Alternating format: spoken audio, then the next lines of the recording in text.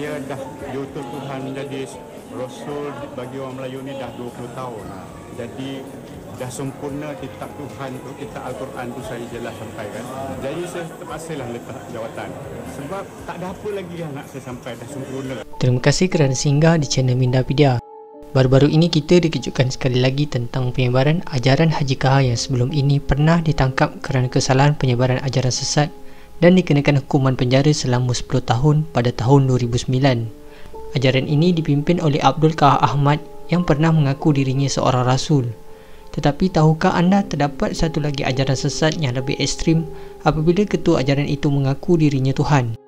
Dan demi ketaksauban terhadap ketua mereka, ada segelintir pengikutnya sanggup membunuh pegawai agama yang menyiasat kegiatan mereka.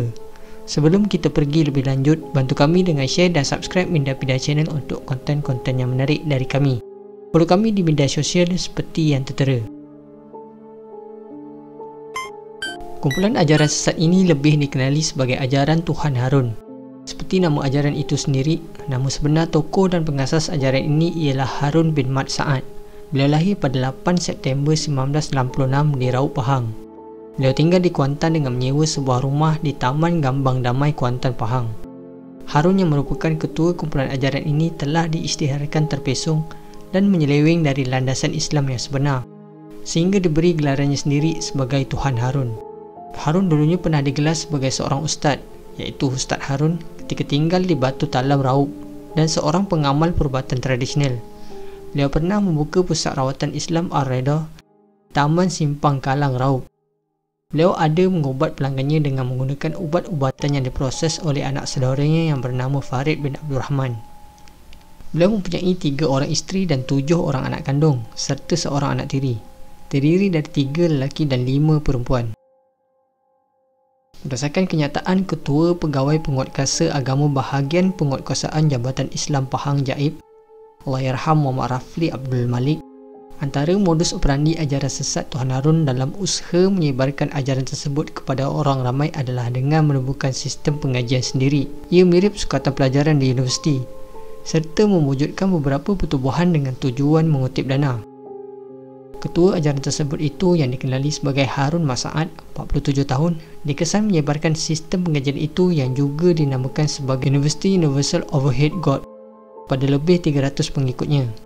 Harun telah membahagikan pengikutnya kepada 3 peringkat pengajian, iaitu intake baru diperkenalkan sebagai pengikut baru, peringkat doktorat dan tahap paling tinggi dinamakan Dr. World of God yang dikatakan setaraf PhD.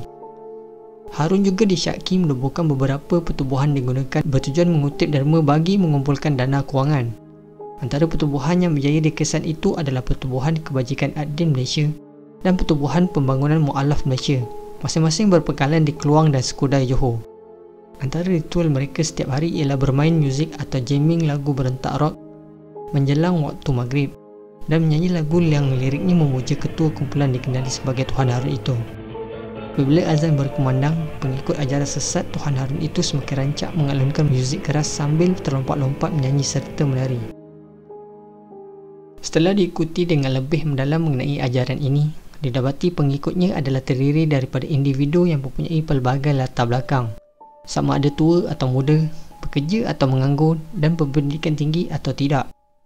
Dikatakan kebanyakan pengikutnya adalah terdiri daripada individu yang mempunyai masalah keluarga seperti kesempitan hidup, rumah tangga yang bermasalah, anak yang terlibat dalam kancah maksiat, tekanan di tempat kerja dan bermacam lagi. Tidak heran kelompok ini mudah menjadi mangsa eksploitasi Tuhan Harun dalam mencapai agendanya yang tersendiri. Dikatakan juga Tuhan Harun berjaya mengutip dana yang banyak hasil sumbangan dan pertubuhan-pertubuhan yang didirikannya. Ketamakan harta dan wang ringgit oleh Tuhan Harun ini banyak dilaporkan oleh media masa ketika itu. Tuhan Harun telah berjaya merekrut seramai lebih 300 pengikut dan juga seramai 40 pengikut dikatakan begitu setia dengannya.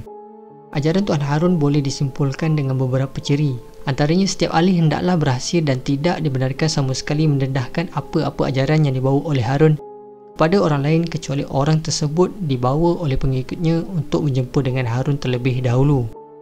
Harun juga menerapkan pembentukan nilai kasih sayang ke dalam jiwa pengikutnya. Pembentukan tersebut banyak mengubah persepsi dan akhlak pengikutnya sehingga mereka beranggapan bahawa Harun seorang yang boleh membimbing mereka ke pintu syurga.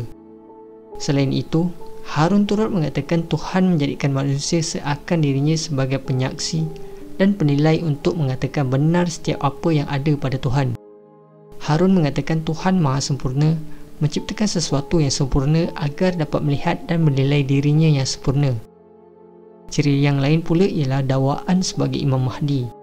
Dakwaan dirinya sebagai Imam Mahdi menjadikan pengikut-pengikutnya yang fanatik merasa takut dengan kedatangan hari kiamat kelak.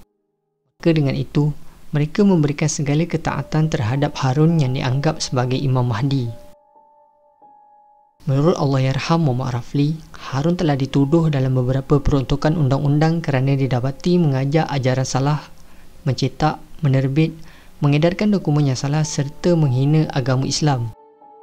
Pengikutnya pula dituduh mengikut Seksyen 186 kerana bersubahat dengan Harun terhadap kesemua kesalahan itu.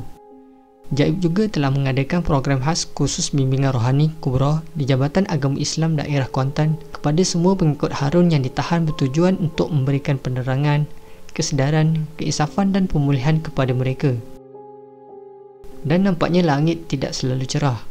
Akibat kerap menerima gangguan yang berterusan dari Jaib yang diketuai Rafli, Harun telah merancang satu konspirasi pembunuhan bersama isteri ketiganya Azidah yang cuba menghapuskan Rafli.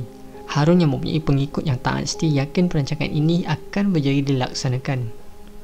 Maka pada tarikh 10 November 2013, kira-kira jam 1.50 petang, ketika Muhammad Rafli beserta isteri dan seorang anaknya berehat di ruang tamu rumah mereka, telah datang seorang lelaki berjubah hitam dan berkopiah putih di pintu pagar rumah mereka yang terletak di Bandar Indra Mahkota Pahang.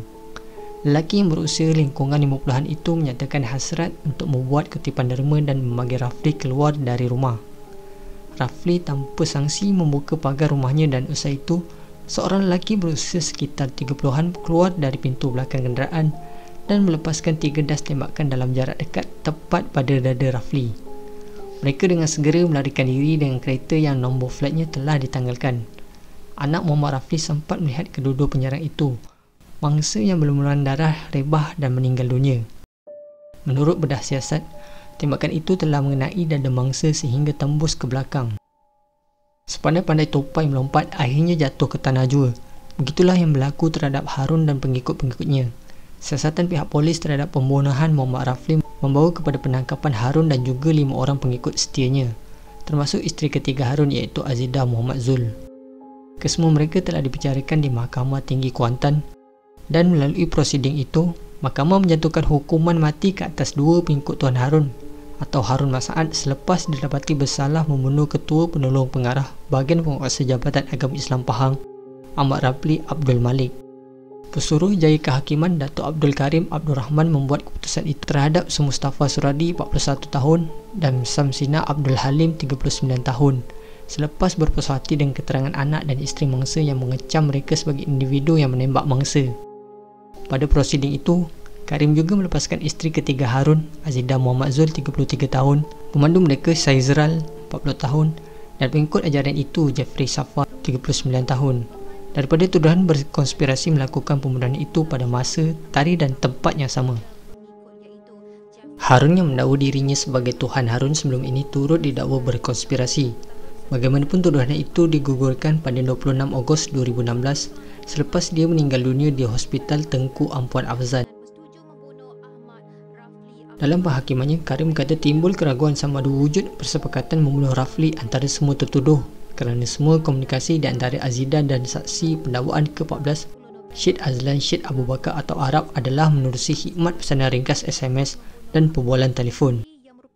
Kegagalan untuk memeriksa kewujudan elemen SMS menimbulkan keraguan dalam persepakatan seperti didakwa Arab yang beliau menerima arahan daripada Harun iaitu Tuhan yang mengarahkannya melenyapkan seorang pegawai jaib kerana tidak menjalankan tugasnya dengan adil. Untuk rekod, Arab yang merupakan penyanyi dan komposer yang terkenal dengan lagu Bila Bulan Berwarna Biru meninggal dunia pada 12 November 2016 di sebuah hospital swasta di Seremban Negeri Sembilan akibat serangan jantung. Semoga kes ini dapat diambil sebagai iktibar kepada kita semua supaya lebih berhati-hati supaya tidak diperalat oleh orang yang suka memanipulasikan kita. Pengakuan diri seseorang itu adalah sebagai Tuhan adalah perkara yang perlu dipandang serius dan wajarlah kita secara rasionalnya untuk tidak mempercayai.